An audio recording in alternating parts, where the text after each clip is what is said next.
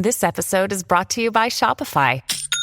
Forget the frustration of picking commerce platforms when you switch your business to Shopify, the global commerce platform that supercharges your selling wherever you sell. With Shopify, you'll harness the same intuitive features, trusted apps, and powerful analytics used by the world's leading brands. Sign up today for your $1 per month trial period at shopify.com/tech, all lowercase. That's shopify.com/tech. Hey, Horror Movie Night. I am here with Damon, the creator of the Slasher app, which is coming to your guys' phones soon. Very soon, honestly, from what you showed us at our table earlier. We met Damon at Monster Mania in Cherry Hill, and we were excited to find that he was here at the Pop Rock and Horror, which, before we get into the app, can we just talk about how phenomenal this was for a first-year convention? Absolutely, absolutely. They did just a fantastic job of just putting the whole thing together. It's been a fun time for the fans. The vendors seem to be happy with how they were handled and treated and everything. So I think everyone who put this together, just kudos, man. It's been amazing. And I think putting the guests in the same room as the vendors is something that hasn't been done in so many years. That's like that's like an early 2000s Comic-Con, not something in almost 2020. Absolutely, absolutely. And it's great because, when you keep the guests and the vendors together, it brings the attendees into the room, and that's what everybody wants. Because sometimes what if an attendee just happened to not see a particular guest that they were hoping to see on the list? Well, they walk into the room, they see the vendors, they see the other guests, and maybe there's a surprise for them. Yeah. They overlook something. Well, and I think the other thing that's really cool with this show that I see at a lot of other shows, and I think it's a mistake, is a lot of the other shows, they really stack your benefit with the guest. So your photo, your autograph, and your meet and greet time is all smashed together in this one 5-minute experience, where here you do the photo shoot, but then you can walk around the floor and bump into them and get the autograph and have that one-on-one interaction. Oh yeah, absolutely. Scott, who put this together, he's a fan himself, and he wanted to design a show that is something that he himself would enjoy. And it makes total sense, and I think he did it absolutely right. I couldn't have thought of any other ways to improve upon this. So, yeah, it's been such a fun weekend. So much fun.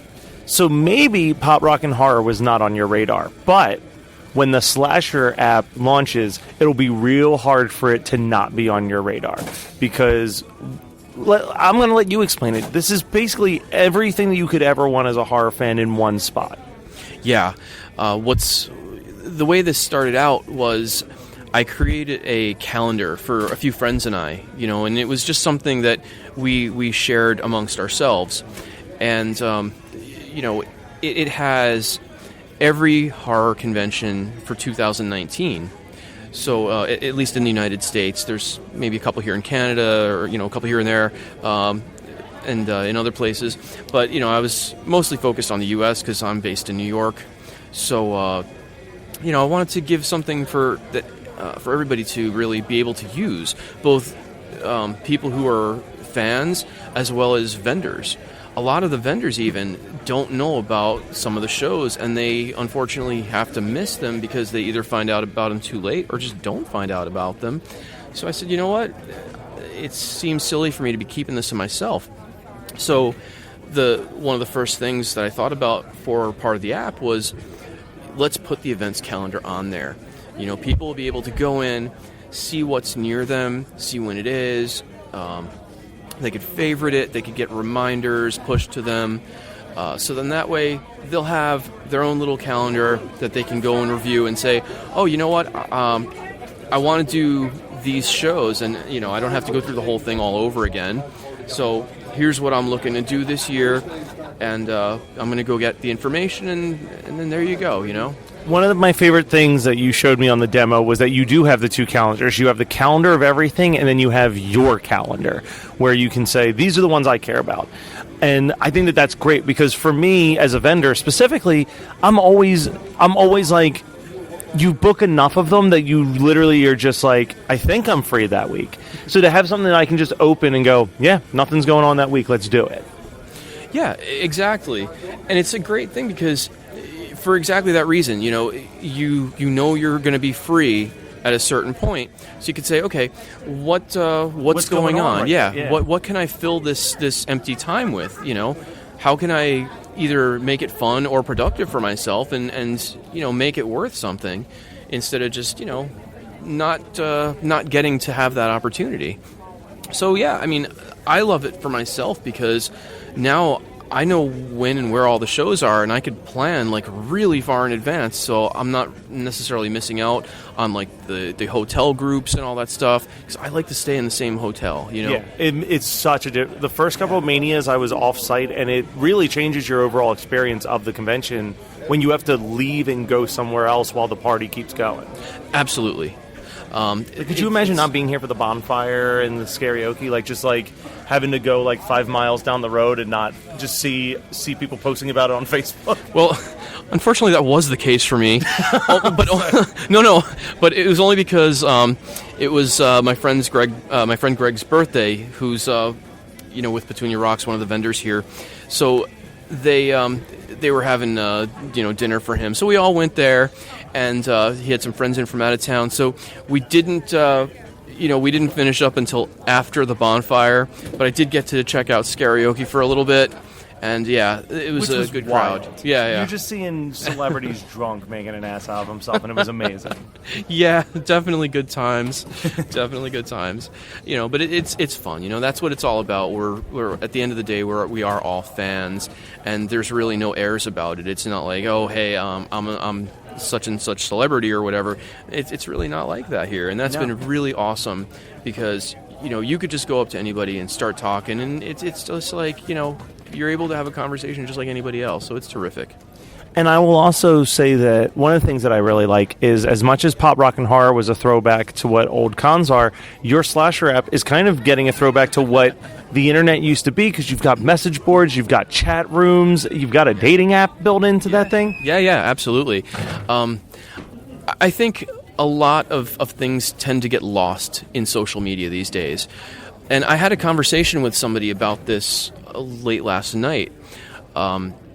How they were saying, you know, hey, you know, the one thing I think is missing here is that feed, you know, that feed wall that you get, whether it's on Facebook or when you log into Instagram or Twitter or whatever. And, you know, my whole idea is, well, feeds are cool, but they're already being done, and I really want to do something that's going to set this apart. The other reason for it is you get a lot of stuff in your feeds that you have to sift through to find something that you may want. So having a specific, hey, I'm looking for con talk, I'm looking for movie talk. Right, exactly. Because, I mean, you may be looking for something specific at one time, and you can just go to the message boards and either get that information or ask the question, and, you know, people just communicate back and forth on very specific things that way, so you know where it is. You don't have to go crazy scrolling through your whole feed, trying to figure out where it is. You know, everything is going to have a title, basically. Just, you know, old school, man. Yeah.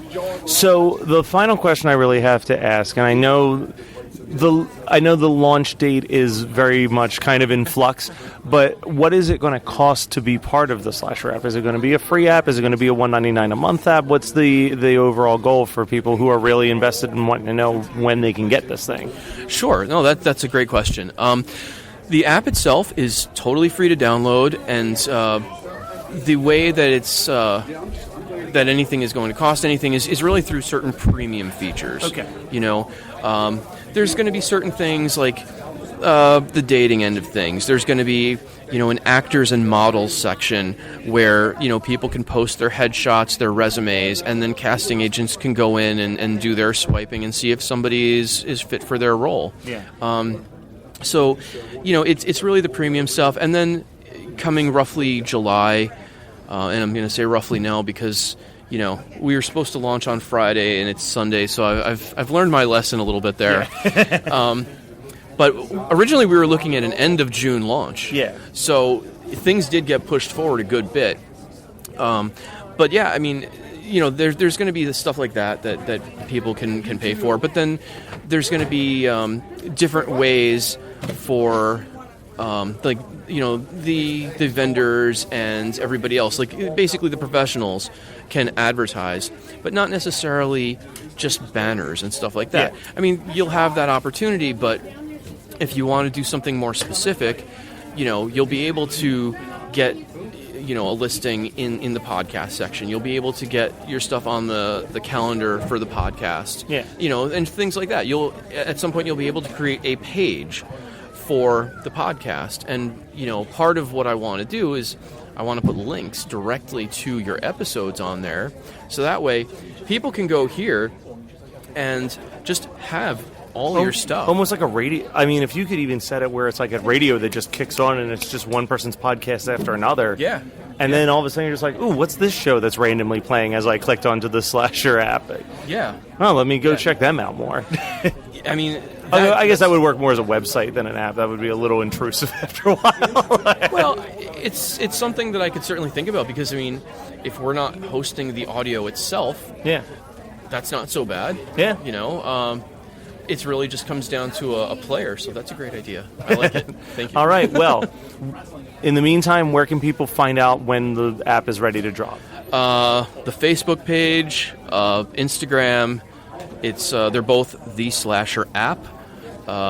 Or if you're feeling kind of saucy and you want to just go to iTunes App Store or the Google Play Store at some point in the middle of the week or whatever, end of the week, just type in Slasher, and it should come up. All right. Well, thank you so much, Damon. I can't wait to get heavily involved in playing on that Slasher app when I'm like just sitting around waiting for things to happen in my life. That's cool. Thank you. You're listening to the Geekscape Network.